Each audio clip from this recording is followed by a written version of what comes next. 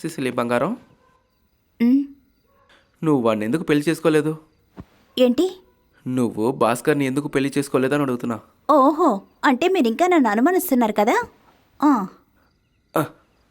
దానికి నువ్వు వేరే ఎవరైనా చూసుకోవాలి.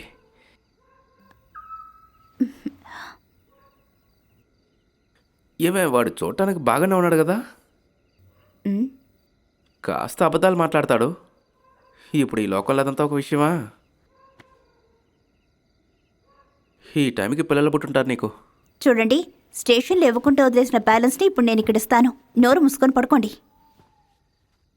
సిసిలి, నాకు ఆ కథ చెప్పొచ్చు కదా. సిసిలి బంగారం,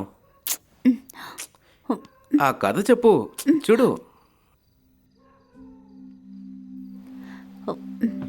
నేను కూడా తెలుసుకుంటా. చెప్పాలా? హ్మ్. ఉమ్. ఏమీ తెలియని ఆ కాలం. అయితే ఇప్పుడు ఉన్నట్టే అప్పుడు కూడా అంతేగా? చెప్పేది వినండి. సరే చెప్పు.